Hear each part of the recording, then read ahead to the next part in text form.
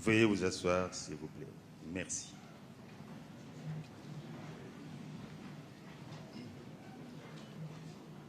Leurs Excellences, Messieurs les Présidents de la République française et de la République démocratique du Congo, avec l'expression de nos hommages les plus déférents.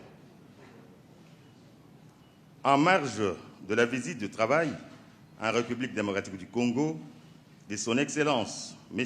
Emmanuel Macron, président de la République française, il s'est tenu le Forum économique de Kinshasa à l'hôtel Pullman sous le haut patronage de leurs Excellences, les présidents Félix-Antoine Tshisekedi Tshilombo et Emmanuel Macron, sous le thème « Opportunité d'un partenariat stratégique RDC-France, Union européenne ». Le programme de la cérémonie de clôture prévoit 1. La restitution des travaux des tables rondes par les rapporteurs. 2. Les discours des commissaires européens. Et enfin 3. Le discours de leurs Excellences, Messieurs Emmanuel Macron, président de la République française, et celui de son Excellence Félix-Antoine Tshisekedi Tshilombo, président de la République démocratique du Congo.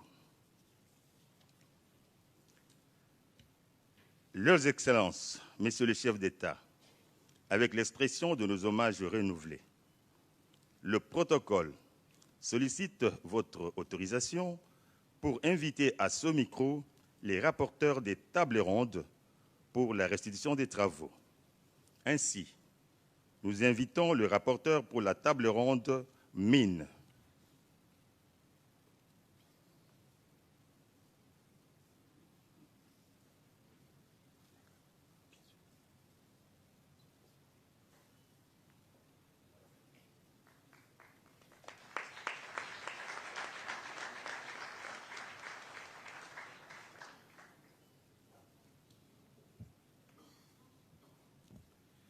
Excellences, Messieurs les Présidents, Madame et Messieurs les commissaires européens,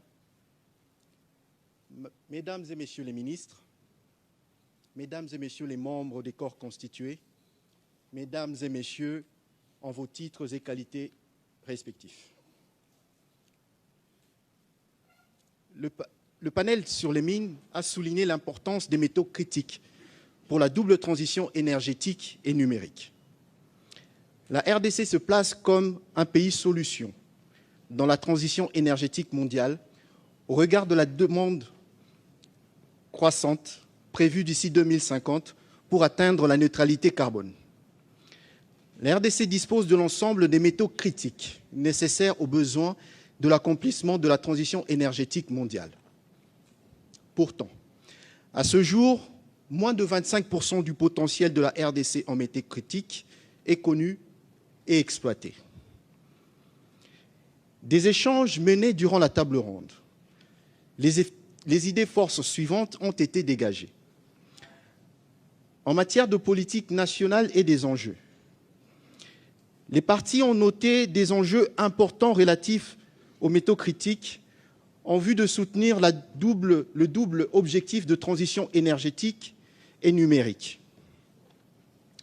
Pour y parvenir, il a été souligné la nécessité d'améliorer la connaissance géologique et minière par un appui des services géologiques nationaux de la RDC et des formations ciblées. Par ailleurs, il convient de procéder à l'allongement de la chaîne de valeur par l'appui aux entreprises désireuses de procéder à la transformation locale des produits miniers congolais. Pour cela, certains défis doivent être surmontés. Il faut d'abord améliorer les infrastructures, notamment en matière de transport. Il faut améliorer l'accès à l'énergie, même s'il a été constaté par plusieurs opérateurs miniers que cela, en réalité, n'a pas été un frein à leurs opérations. Il faut également améliorer la perception des produits miniers congolais.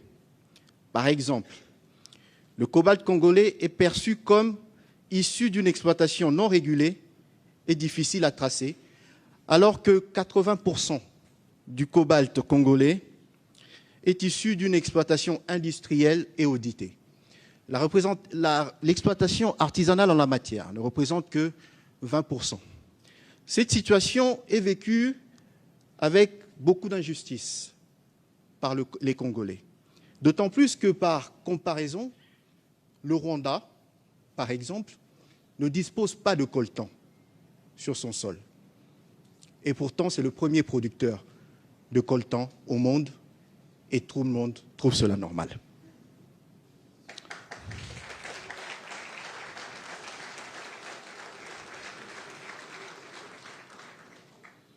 Les opportunités réelles existent en matière minière en RDC. Et elles sont favorisées d'abord par le cadre légal congolais, lequel est très bien défini. Il existe un code minier congolais depuis 2002 qui a été revu en 2018 et diverses mesures d'application qui l'accompagnent. Il existe une loi sur la sous-traitance qui est en vigueur, même si certains opérateurs ont souligné la nécessité de le parfaire, mais sur certains aspects seulement. Il existe un code des investissements qui octroie un régime fiscal avantageux aux personnes souhaitant investir en RDC. Il existe des zones économiques spéciales qui ont été mises en place en RDC. Le financement des PME et la gestion de risques peut aussi être assuré par un secteur bancaire et un secteur des assurances qui est dynamique en RDC. En conclusion, il conviendra de concrétiser les engagements de la déclaration d'intention signée ce jour au regard de ces constats. Par ailleurs, pour les entreprises françaises et européennes, cela implique une prise de risque qui demeure, d'après nos échanges, calculée. Merci.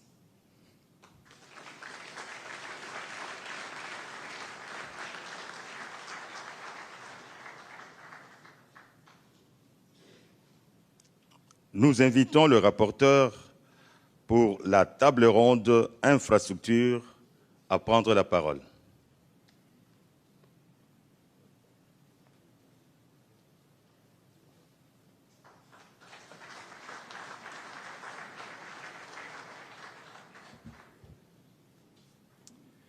Messieurs les présidents, mesdames et messieurs, je suis Thomas Samuel, fondateur de respectivement Suna Design et Moon, qui œuvrent dans l'éclairage public solaire et l'accès universel à l'énergie. J'ai le plaisir d'être le rapporteur aujourd'hui d'une table ronde sur la ville durable et les services essentiels. Nous nous sommes rassemblés et avons travaillé ensemble pour faire un constat clair et trouver des solutions concrètes pour, et je paraphrase ce qui a été dit ce matin et ce qui était très repris lors de la table ronde, c'est des solutions concrètes pour libérer le potentiel d'un pays ami, d'un pays solution, via des partenariats à réinventer et à réenchanter dans le cadre de l'urgence sociale et de l'urgence climatique. Nous avons travaillé spécifiquement sur les 4 piliers de la ville durable. Les 4 services essentiels qui sont le transport, l'eau, les déchets et l'énergie. D'abord, on a repris les fondamentaux qui rejoignent ces différents sujets, tous secteurs confondus. D'abord, la prise en considération du besoin, de l'existant, de ce qui a été fait et de ce qu'il faut réaliser. On a notamment reparlé du PDTK et du SOSAC qui a été financé par l'AFD et qu'il reste à réaliser. Il y a évidemment été rappelé le besoin impérieux d'intégrer tous les projets dans les politiques nationales et on a rappelé, dans l'intérêt de la collaboration Europe-France-Congo, la partie qualité et sustainabilité de ce que nous devons réaliser. Et enfin, l'accent évidemment mis sur la collaboration entre le secteur privé européen, français et congolais pour permettre la réplicabilité de projets et du passage à l'échelle. Parce qu'il y a vraiment été expliqué ou redit deux temporalités principales. Le court terme, le besoin de faire des quick wins, et enfin le moyen-long terme avec de la planification et de la structuration pour la réponse des enjeux à l'échelle. Tout d'abord, les quick wins. En fait, il y a besoin de projets concrets qui sont rapides et qui, j'utilise malheureusement, excusez-moi, un nom anglais, qui leapfrog les problématiques opérationnelles et structurelles. Un exemple concret avec le projet de l'entreprise Matière, qui est une innovation française d'un pont qui vient au-dessus d'un route, d'un cheminement ou d'autres choses et qui vient permettre de ne pas devoir rechanger toute la planification d'une ville pour résoudre le problème du transport. Il est aussi ressorti de la même façon le besoin de financement agile, avec l'exemple cité du TER de Dakar, qui a été financé par des crédits acheteurs et réalisé dans un temps record. Du coup, ça crée des opportunités business et des capacité de prouver deux choses qui ont été reprises plusieurs fois, c'est la capacité et l'excellence des entreprises européennes et françaises, et aussi la bonne gouvernance côté congolais et la capacité de récupérer et d'opérationnaliser les projets sur place. Enfin, à moyen terme, évidemment, la résolution des problèmes à l'échelle, avec de la planification, de la formation et de la structuration financière, avec des partenariats publics-privés et l'implication des capitaux privés, et qui crée là aussi une opportunité de business long terme et pour les deux parties, et qui devra inclure des projets de co-industrialisation. Et en conclusion, et ça a été ce qui a été noté, c'est dans ce contexte d'urgence climatique et d'urgence et d'injustice sociale, la coopération entre l'Europe, la France et la RDC est un cas d'école. Et très concrètement, il a été proposé d'organiser d'ici 6 mois une nouvelle rencontre axée sur les services essentiels qui pourra montrer des avances précises sur à la fois l'annonce de nouveaux projets pour répondre aux enjeux court terme et de la planification long terme. Merci à tous.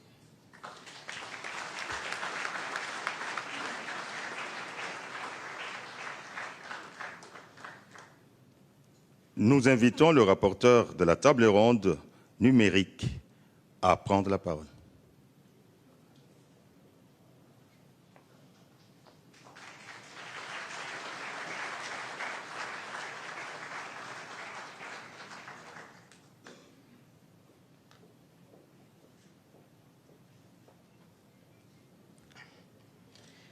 Excellences, Messieurs les Présidents, les commissaires européens, Mesdames, Messieurs, je m'appelle Sidonie Laterre, je suis fondatrice d'un accélérateur de start-up basé en RDC.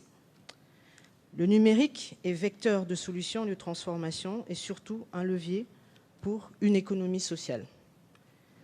La RDC a manqué toutes les révolutions et le gouvernement actuel dirigé par Monsieur le Président Tshisekedi est conscient que la RDC peut devenir un acteur de la révolution numérique par des actions concrètes. Voilà pourquoi le plan national numérique Horizon 2025, qui traduit la vision sectorielle du numérique du chef de l'État a vu le jour. Nous avons donc identifié lors de notre rencontre 5 domaines de partenariat. 1. Les infrastructures. Les enjeux actuels sont déjà la connectivité pour l'inclusion numérique. Par exemple, les réseaux satellites, la TNT, au profil des populations et des services publics, notamment la disponibilité et la couverture satellite, telle que le fait la société Eutelsat. Le gouvernement congolais va lancer cette année un appel d'offres concernant la TNT. Il s'agit aussi de la construction des data centers, de l'intranet gouvernemental. Et aussi, nous mettons en action aussi sur le déficit énergétique pour accompagner la numérisation et l'inclusion numérique. Le point 2 concerne la data. Il s'agit ici de changer la donne face aux 90% de la fonction publique n'utilisant pas d'outils informatiques dans leur travail quotidien. Il faut aussi soutenir la création des fichiers généraux de la population par la mutualisation des données sectorielles, électorales et autres pour l'identification numérique unique.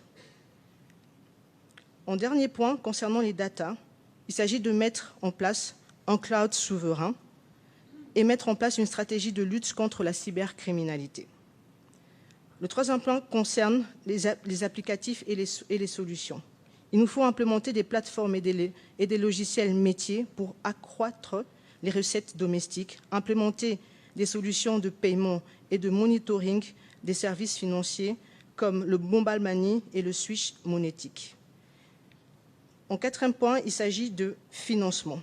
Permettre l'accès à des financements innovants sur le capital risque en soutenant les start-up et en poussant l'innovation, en créant concrètement un écosystème solide. Le cinquième point concerne le capital humain. Nous pouvons investir, mais si nous n'avons pas d'experts locaux avec une transférence de compétences, nous connaîtrons continuellement des freins. Voilà pourquoi il faut identifier des domaines clés de compétences disponibles et bâtir en faveur de cela une transformation numérique. Il faut organiser la capitation humaine en numérique à travers la certification, la formation universitaire, l'éducation du grand public dans des secteurs tels que la santé, l'inclusion financière et numérique.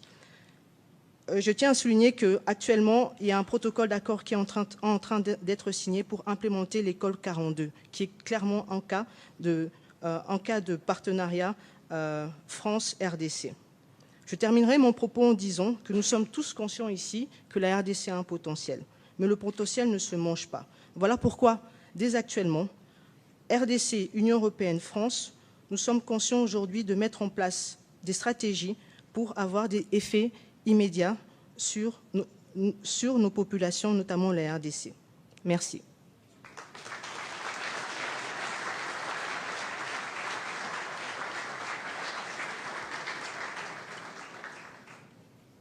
Nous invitons M. Thierry Breton, commissaire européen responsable du marché intérieur, à prendre la parole.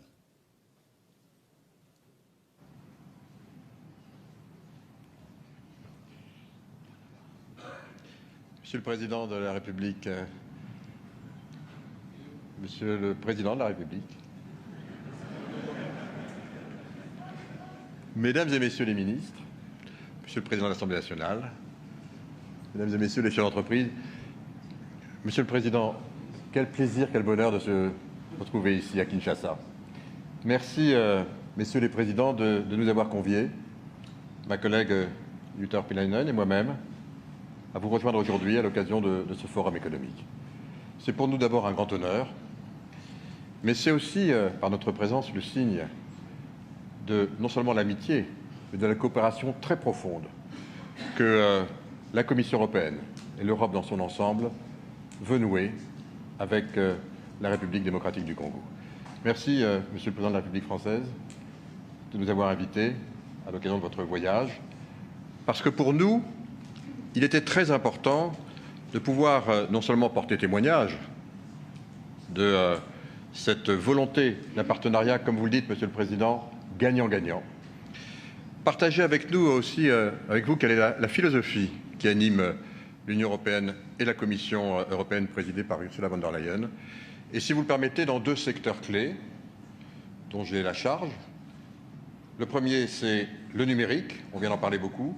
Et le second, c'est les matériaux critiques, qui sont si nécessaires à la double transition verte et numérique. Un petit mot tout d'abord, si vous le permettez, sur ce deuxième point. Monsieur le Président, j'ai tenu des entretiens extrêmement constructifs avec votre ministre des Mines. Nous avons donc décidé ensemble d'initier aujourd'hui une démarche très concrète sur la façon dont nous pouvons travailler ensemble avec un principe très simple. Les partenariats se fondent sur des points forts. Aucun partenariat qui aurait vocation à combler une faiblesse ne peut fonctionner. On a tous des faiblesses. C'est à nous de les régler. En revanche, on a quelque chose à offrir à autrui. Et c'est ça qui nous anime. Un partenariat, c'est deux piliers d'un même pont. Alors on a la volonté de bâtir ce pont et on a discuté des points forts, de l'ambition aussi de la RDC dans le domaine des matériaux critiques. Vous avez rappelé évidemment l'abondance du sous-sol. Première chose, qualifier ce sous-sol. Vous aider, si on peut le faire évidemment, à avoir une cartographie des ressources très importantes qu'offre aujourd'hui la République démocratique du Congo. Et donc nous serons prêts à mettre à disposition effectivement non seulement les organismes scientifiques, le BRGM par exemple, Monsieur le Président de la République est volontaire, mais aussi les entreprises qui pourront y contribuer. Deuxième pilier, comment faire en sorte que l'on crée de la valeur ajoutée localement?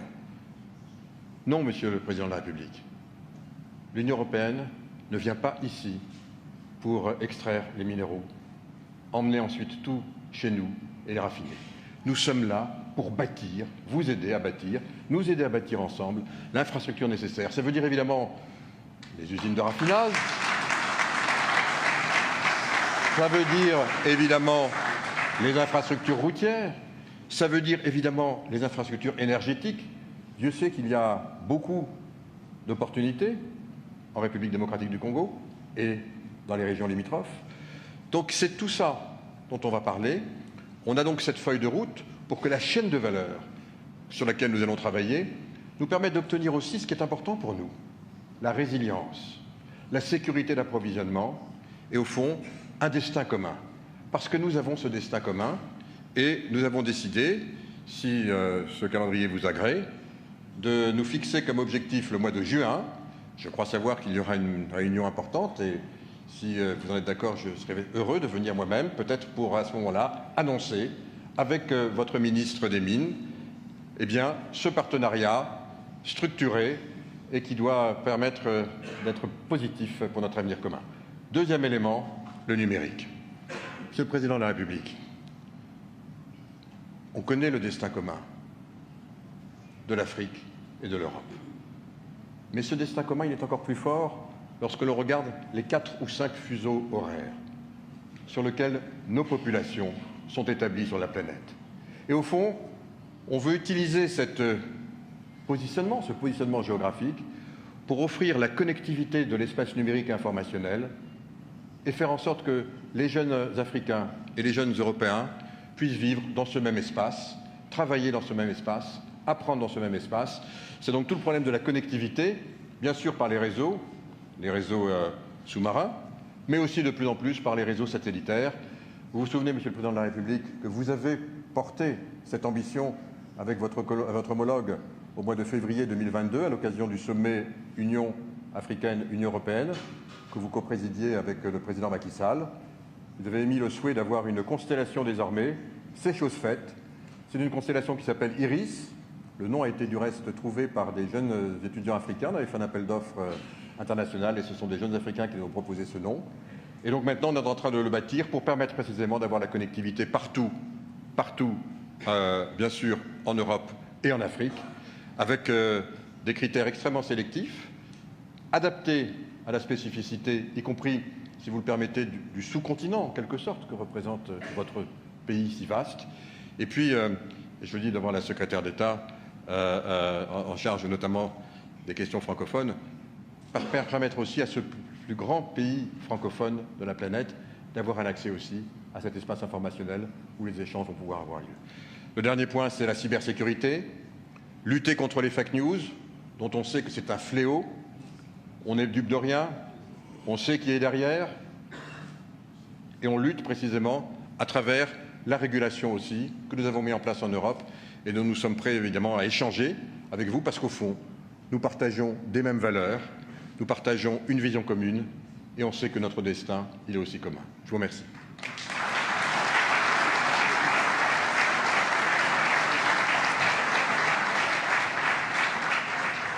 Nous invitons Madame Jutta Urpilainen, commissaire européenne aux partenariats internationaux, à prendre la parole. Honorable Presidents, dear Prime Minister, ladies and gentlemen, thank you so much for making this forum a success.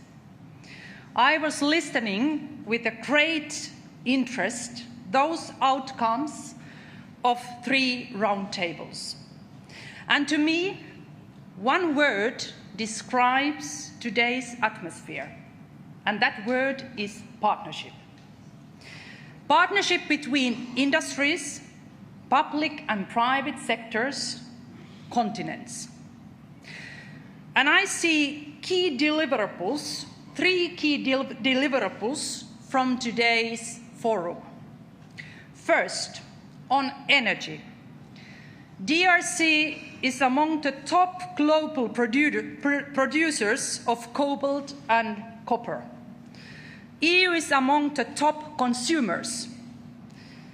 Today, the DRC and the European Commission started to work towards partnership on sustainable raw materials value chains. And this partnership creates jobs and growth for Congolese citizens and supports Europe's green transition. Second deliverable on digital. DRC's digital sector is expanding, but the needs are great. EU is building strong international digital partnerships. Today, we launched the DRC Global Gateway digital package to support human-centric and green digital transition. And this transition brings connectivity to millions and minimizes the environmental footprint. Third, on sustainable infrastructure. DRC is home to the 2nd largest tropical rainforest in the world. We want and must together preserve it. At the same time, it is vital to connect different regions of the DRC to really benefit fully from African trade and value chains.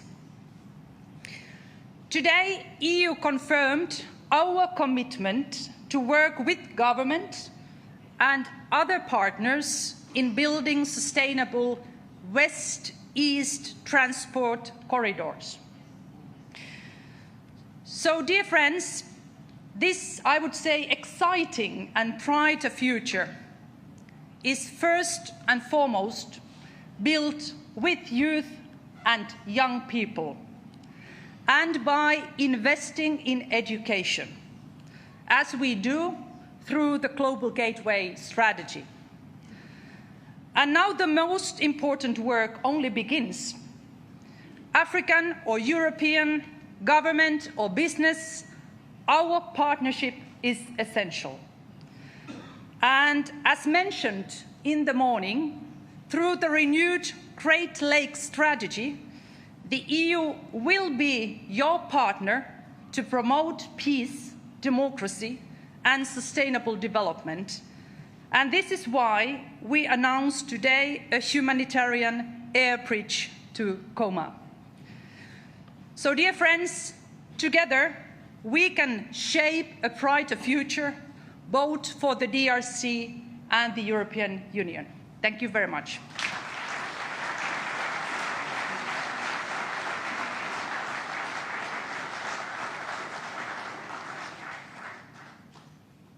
Très respectueusement, nous invitons son Excellence M. Emmanuel Macron, président de la République française, pour son discours.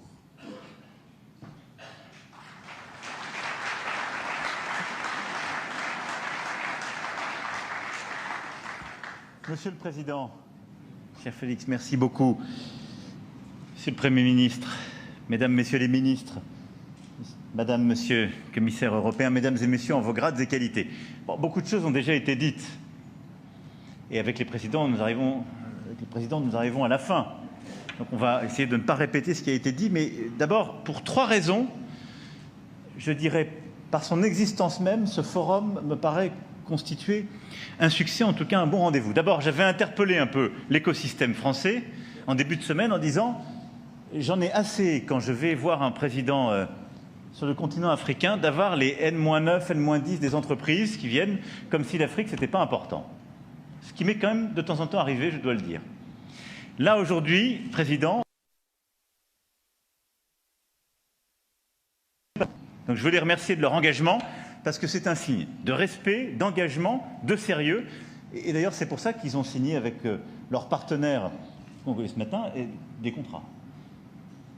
L'engagement est là. Merci pour le sérieux, la mobilisation.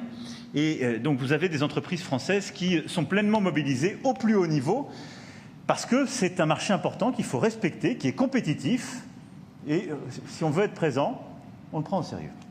Le deuxième élément, j'ai dit en début de semaine, il faut que, quand on se déploie, qu'on va travailler avec l'Afrique et les grands pays africains, on essaie de jouer groupé, c'est-à-dire européen. Et c'est exactement ce qu'on fait. Je remercie les commissaires d'être ici présents. On a 50 entreprises françaises, mais elles ont, grâce à l'effet de levier européen, attiré avec elles 50 entreprises européennes qui sont ici présentes aussi. J'en remercie tous les dirigeants.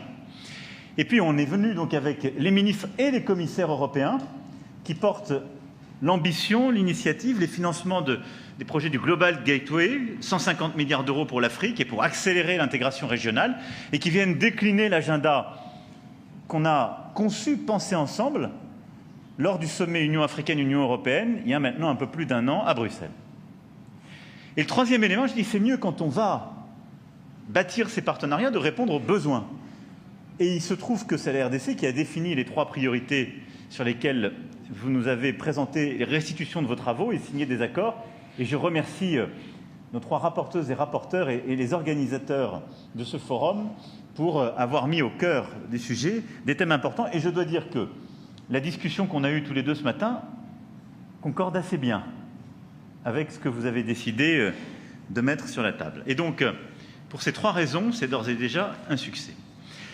Alors, au-delà de ces sujets, nous avons, ces dernières années, réengagé avec le Président massivement les choses, et c'est un peu le sous-jacent, en engageant l'Agence française de développement avec 500 millions d'euros entre 2021 et 2025, qui sont déployés ici, et des conventions signées aujourd'hui permettant d'aller plus loin dans d'autres thèmes, mais ils sont à mes yeux aussi importants: souveraineté alimentaire, santé et énergie. Et donc là-dessus, on a déjà cette base et on l'a accélérée aujourd'hui.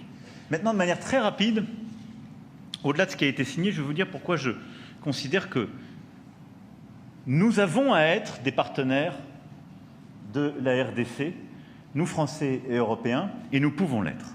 En matière d'infrastructures et de villes durables, nous avons un savoir-faire qui s'est constitué, et nos entreprises sont des, ça a été très bien rappelé tout à l'heure, des grands groupes publics et privés aux start-up. On a un savoir-faire à peu près dans toute la chaîne de conception, de production des services de la ville durable et des grandes infrastructures. Et à la fois pour les bâtir, pour les opérer et pour en avoir les prestataires.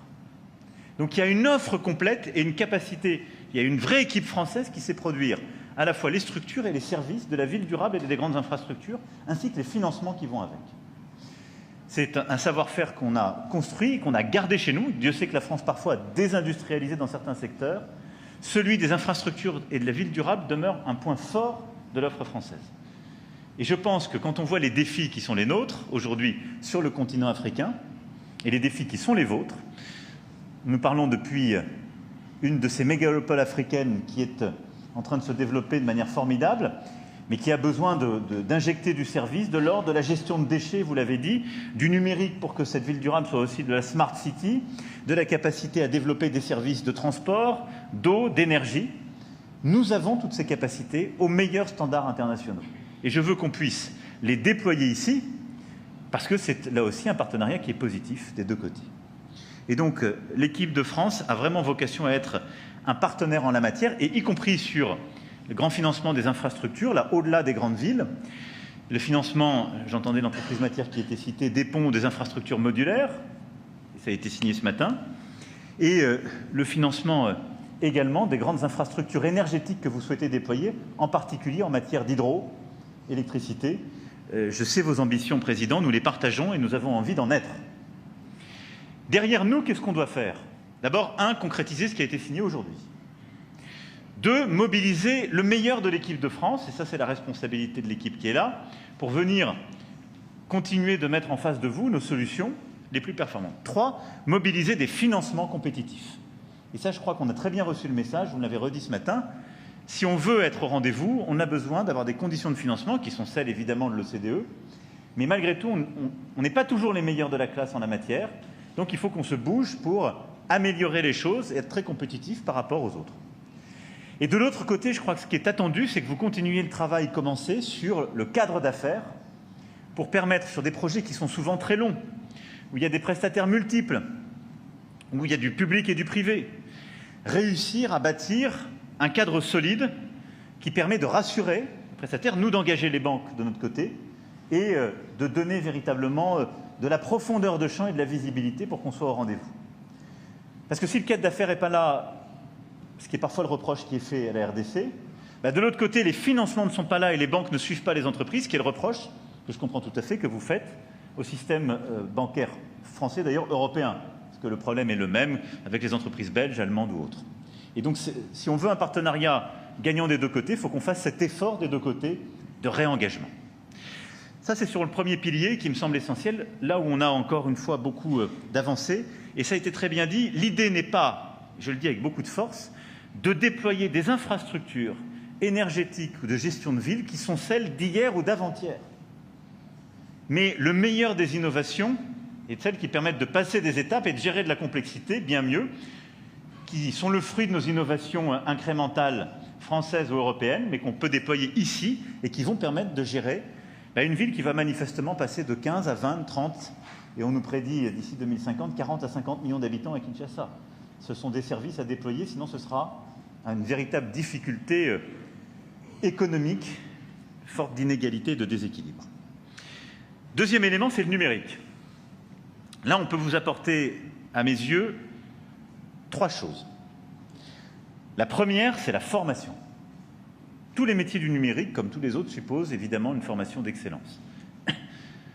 Le fait que vous ayez signé à nouveau une école 42 ce matin, mais qu'on ait aussi développé des prestations avec notre formation première universitaire et professionnelle sur les métiers du numérique, et qu'on veuille rebâtir un cadre de coopération comme on l'a défini ensemble ce midi, en matière de formation et d'enseignement supérieur, est clé pour tous les métiers du numérique.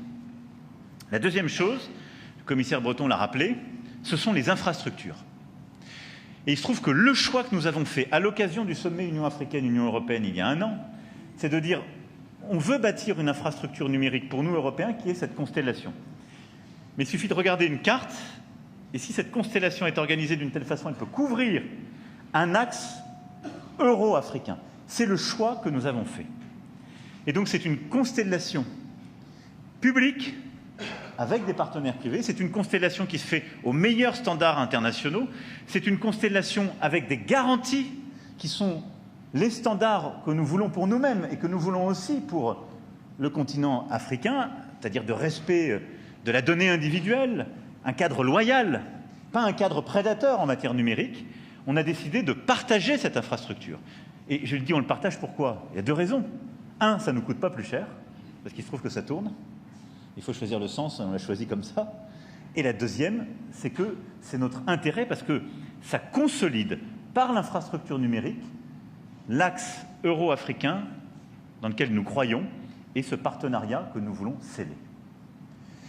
La troisième chose, et vous avez continué de le faire ce matin, et par vos propositions, vous proposez de l'accélérer, c'est de déployer des coopérations entrepreneuriales qui permettent de donner de la vitalité dans le segment numérique et dans l'ensemble des métiers du numérique. Et pour ça, ce que nous souhaitons faire, c'est embarquer le numérique et tous les métiers et secteurs associés dans, en quelque sorte, un cadre là aussi d'affaires et de financement beaucoup plus puissant. C'est ce qui sera au cœur de Choose Africa 2 que nous allons préparer avec l'Agence française de développement, la Banque publique d'investissement et Business France, qui va nous permettre d'avoir une plateforme pour tous les entrepreneurs, pas simplement du numérique, mais numérique, agriculture et industrie culturelle et créative vont être cœur dans ce secteur. Et l'idée, c'est qu'avec cette plateforme, on va permettre de démultiplier les projets, de permettre à des entreprises qui sont parfois trop fragiles, ou parfois n'osent pas aller sur le continent africain, de venir ici faire des projets avec leurs homologues congolais. C'est le cœur, tout ça s'appuiera et démultipliera ce qu'on a commencé à faire avec Digital Africa, et je remercie toutes celles et ceux qui ont commencé à s'y impliquer. Et puis le troisième axe, donc les mines, ça a été très bien dit, qu'est-ce qu'on veut faire? On n'est pas dupe, les mines, c'est un sujet de compétition, de concurrence internationale terrible. On sait bien qu'il n'y a pas que les Européens, et fortiori les Français qui sont là, il y a d'autres puissances, et qui veulent, pour sécuriser leurs propres minerais, leurs propres métaux critiques ou terres rares pour leur filière. Voilà. Simplement, nous, on vous propose de le faire d'une manière différente et je crois que c'est ça qui fonde aussi le partenariat qu'on souhaite et qui correspond à l'esprit stratégique qu'on a défini avec le président Tshisekedi. D'abord, on veut que ça repose sur une connaissance partagée commune et un partenariat scientifique équilibré. Et c'est pourquoi l'implication du BRGM, l'implication de nos chercheurs, d'un partenariat scientifique, c'est la garantie qu'on aura au meilleur standard des acteurs qui vont vous permettre de connaître ce qu'il y a dans le sol et le sous-sol. Et pas simplement d'en rester à ce qui avait été exploré pour la quasi-totalité avant l'indépendance, et ensuite dépendre simplement de projets commerciaux ou d'acteurs qui ne sont pas du tout coordonnés avec la puissance publique congolaise. Et donc ce travail, c'est un cadre qui, c'est définir ensemble la cartographie transparente de tous ces éléments pour en assurer la meilleure régulation. Deuxième élément, c'est vous aider à restaurer la pleine souveraineté sur vos ressources minières au sens large. Parce qu'on l'a dit ensemble ce matin, qu'est-ce qui se passe? C'est qu'on parle des mines, c'est formidable. Mais les mines, c'est votre chance, pardon de le dire comme ça, mais c'est aussi votre malheur. Parce que c'est ce qui fait que tant de puissances régionales, tant de groupes rebelles, depuis presque 30 ans maintenant, sont dans une situation de prédation de ces ressources en RDC, parce qu'elles sont mal protégées, parce qu'elles sont insuffisamment connues, et qu'au fond, ils viennent vous faire les poches pour pouvoir finir leur mois. C'est ça la réalité.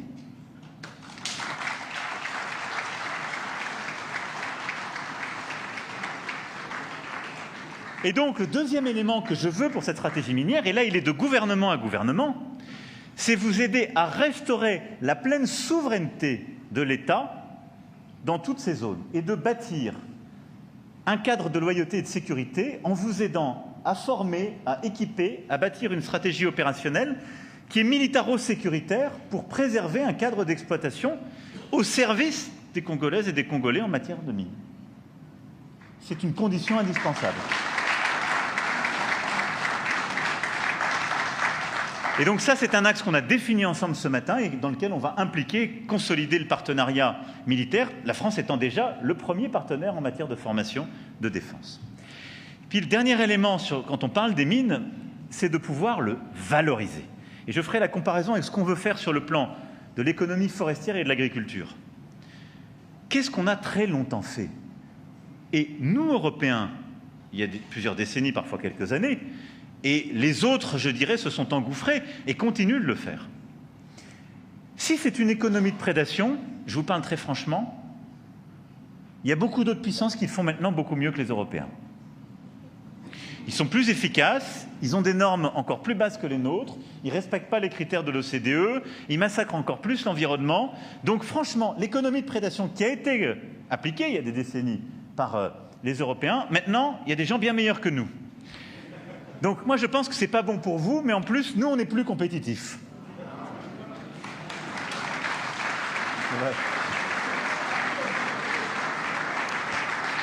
Donc je ne vous propose pas de continuer sur cette philosophie, mais qu'est-ce que c'est en effet ce dont Félix parle souvent, Monsieur le Président, ce partenariat gagnant-gagnant? C'est de dire au fond, le seul truc qui marche, qui permet d'arrêter la prédation, qui limite la corruption, qui permet que les populations s'y retrouvent parce qu'elles ont un retour, qu'on crée des opportunités économiques et qu'on sort les économies de l'informel, c'est de permettre la valorisation sur place.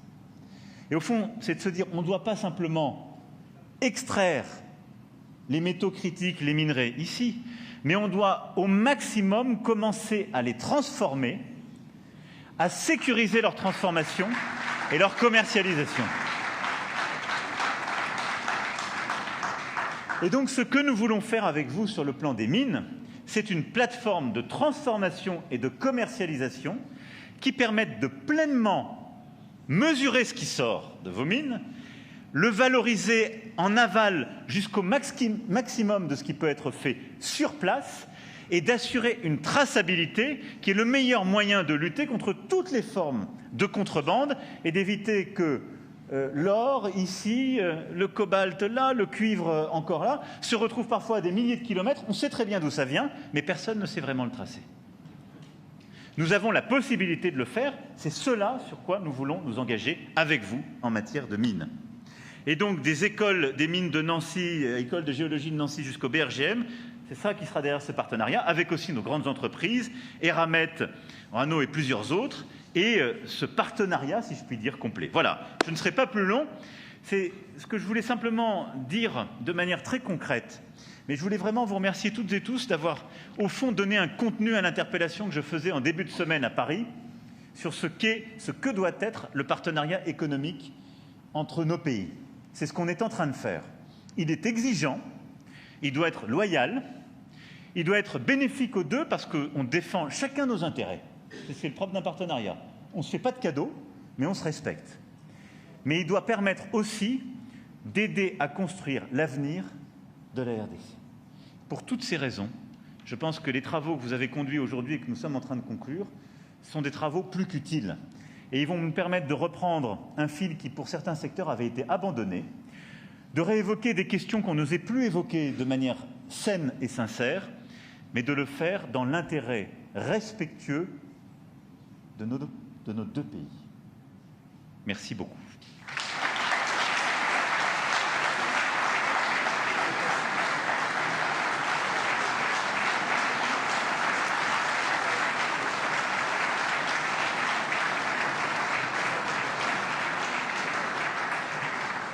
Très respectueusement, nous invitons son Excellence M. Félix Antoine Tshisekedi Tshilombo, président de la République démocratique du Congo, pour son discours.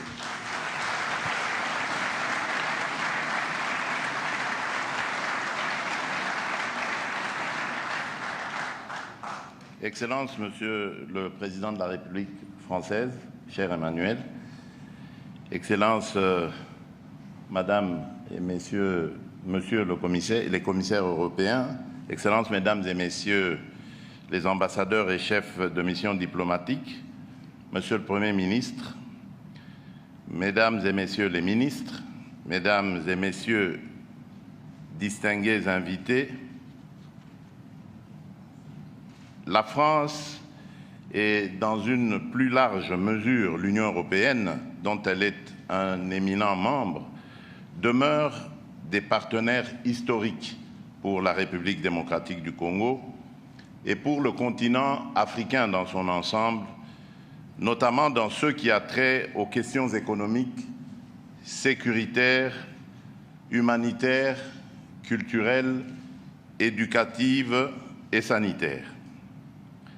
Cette rencontre est donc une belle occasion d'assurer un suivi concret des engagements pris en février 2022 lors du 6e sommet Union européenne-Union africaine, en impliquant les secteurs publics et privés sur les sujets prioritaires identifiés. En ces temps où de nombreux défis s'imposent à nos populations au niveau local, régional et continental, il est important de pouvoir se rassurer de l'appui de nos partenaires en sus des inlassables efforts que nous déployons conformément aux responsabilités constitutionnelles et légales nous conférées par le souverain primaire et que nous assumons avec dévotion. Je profite de cette occasion pour rappeler que la République démocratique du Congo fait face, notamment sur le plan sécuritaire, à une agression vile et barbare de son territoire perpétrée par la République du Rwanda voisine sous couvert du mouvement terroriste du M23 et aussi de manière plus générale, non seulement à des défis climatiques liés à la préservation de son écosystème eu égard au rôle lui attribué dans la sauvegarde de la planète, mais aussi à des défis en termes infrastructurels, éducationnels, industriels et sanitaires, pour ne citer que ceux-ci. Monsieur le Président, Mesdames et Messieurs, ce forum économique a permis de faire un tour d'horizon des possibilités de coopération qui s'offrent communément à nos deux pays.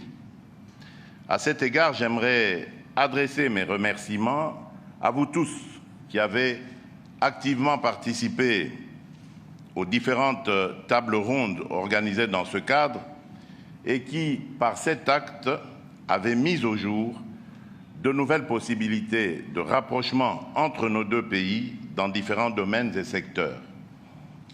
Cette initiative est d'autant plus à saluer qu'elle s'effectue à un moment particulier où mon pays s'est engagé à poursuivre des réformes dans plusieurs domaines prioritaires tels que l'éducation et l'effectivité de la mise en œuvre de la gratuité de l'enseignement de base, l'amélioration du climat des affaires à travers une série de réformes visant son amélioration et spécialement au plan de la sécurité juridique et judiciaire pour inciter plus d'investissements dans le pays, le domaine du numérique avec l'accélération des réformes visant à mettre en place un cadre adéquat pour le développement du numérique ainsi que le lancement d'un vaste programme de développement local des 145 territoires que compte le pays. Monsieur le Président, Mesdames et Messieurs, les 2 dernières années ont démontré l'importance de renforcer la résilience de nos économies, notamment dans son adaptation à de nouvelles réalités provoquées par des chocs de tout type. En effet, la pandémie de Covid-19, puis le conflit russo-ukrainien, ont de manière évidente révélé le besoin d'opérer des réajustements importants sur les différentes politiques et approches économiques adoptées à tous les niveaux au vu des effets négatifs générés par la survenance malheureuse de ces 2 événements. C'est à la lueur de ce constat qu'il nous revient aujourd'hui de repenser notre cadre de coopération au regard de nouvelles priorités et enjeux de l'heure. Il est ici question de souveraineté alimentaire et de santé publique, sans toutefois omettre la transition énergétique et la lutte contre le changement climatique, qui demeurent tout aussi urgentes et pressantes que les premières.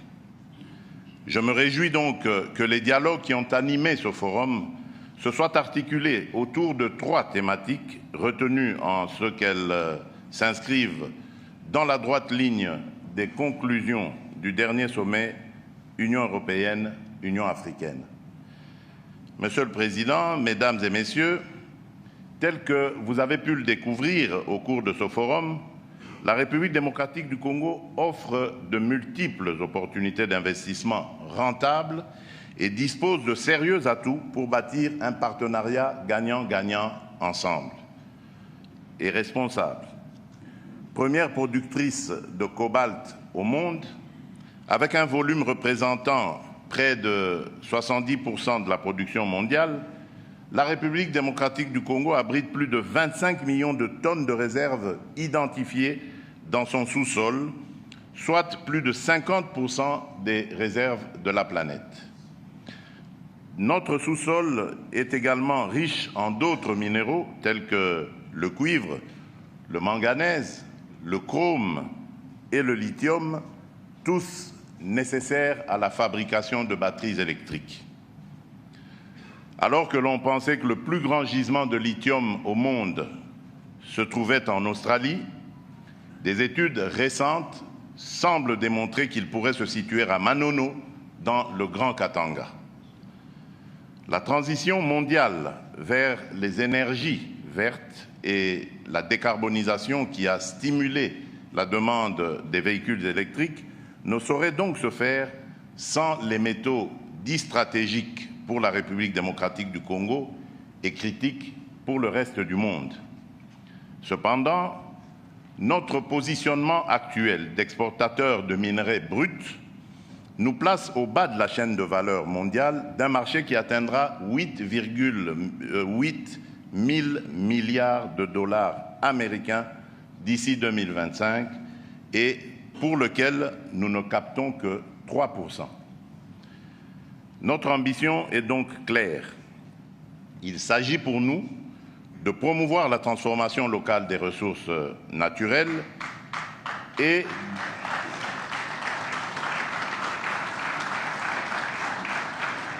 de placer la République démocratique du Congo au cœur du développement d'une chaîne de valeur verte régionale de production de véhicules électriques. C'est dans ce cadre que nous avons signé un accord bilatéral de partenariat avec la République de Zambie afin de développer un projet précurseur ambitieux de production de batteries. Cet accord offre un cadre pour la coopération bilatérale sur l'initiative visant le développement de cette chaîne de valeur, ainsi que le renforcement de l'intégration économique au niveau sous-régional. Ce projet représente une opportunité pour les investisseurs intéressés de construire des partenariats inclusifs et durables, et nous sommes résolus à tout mettre en œuvre pour garantir des conditions d'investissement optimales et promouvoir d'autres initiatives avec tous nos partenaires. À cet égard, je ne pourrais manquer d'exprimer d'ores et déjà ma satisfaction quant à la conclusion du partenariat liant le Bureau de recherche géologique et minière de la France au Service géologique national de la République démocratique du Congo. Ce type de collaboration nous assure la continuité de l'exploration et surtout la maîtrise de nos ressources pour que le pays joue pleinement son rôle dans la chaîne d'approvisionnement mondiale en métaux stratégiques.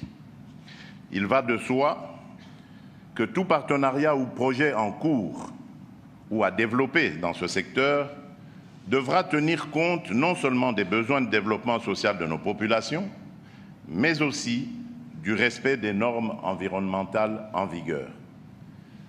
Monsieur le Président, Mesdames et Messieurs, en ce qui concerne la chaîne d'action liée à l'utilisation des nouvelles technologies et du numérique comme outil support dans la définition de sa stratégie, la République démocratique du Congo s'est distinguée par l'exécution dans un temps record de réalisations suivantes.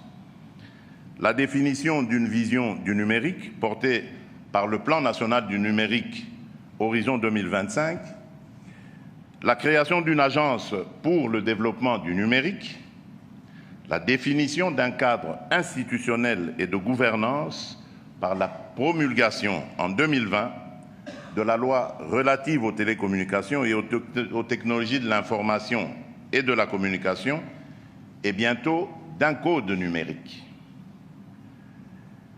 Ces réalisations vont de pair avec la nécessité d'assurer le développement des infrastructures numériques ainsi que des contenus numériques à offrir à la population notamment. En effet, les nouvelles technologies, de même que le numérique, constituent un levier d'intégration non négligeable, mais aussi une assurance en termes de bonne gouvernance, de croissance économique et de progrès social. Les possibilités de collaboration et de partenariat sont multiples dans ce secteur. Plusieurs existent déjà et sont en cours d'exécution. Et nous espérons que d'autres se concluront à la suite de ce forum. Des projets tels que la connectivité périurbaine, la création des centres d'accès communautaire aux outils du numérique, le support à la mise en œuvre du e-government, l'accompagnement de la recherche scientifique et de l'innovation ou le support à l'opérationnalisation du cadre institutionnel sont des exemples de sujets qui pourraient vous intéresser.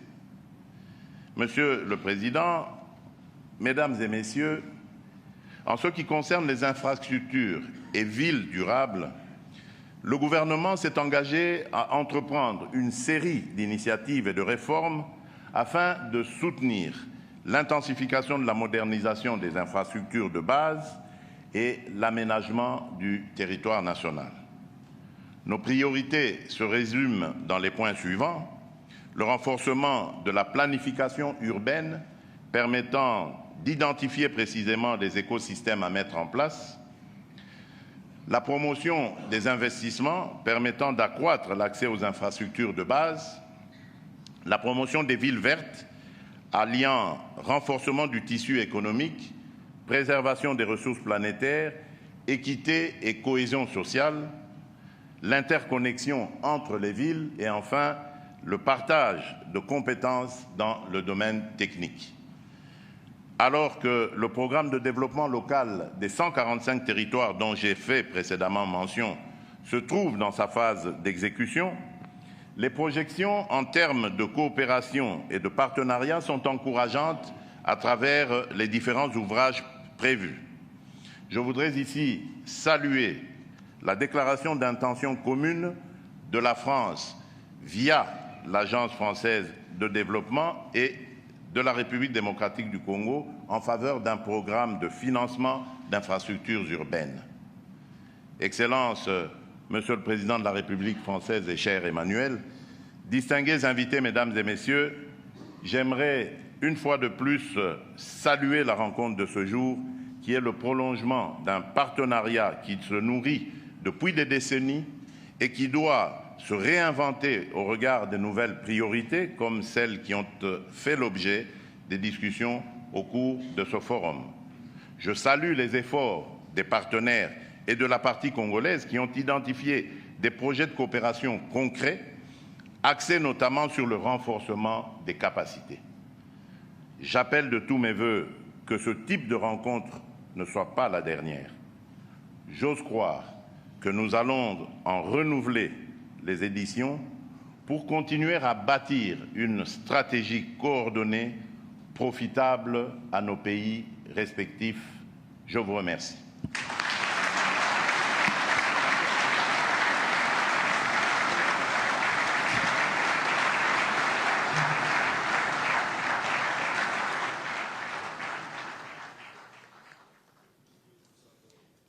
Leurs Excellences, Messieurs les chefs d'État, Madame et Messieurs les commissaires européens, Mesdames et Messieurs distingués invités, ainsi prend fin la cérémonie de ce jour. Nous prions l'assistance de se lever pour saluer le départ de Leurs Excellences, Messieurs les chefs d'État. Allez, c'est vendu.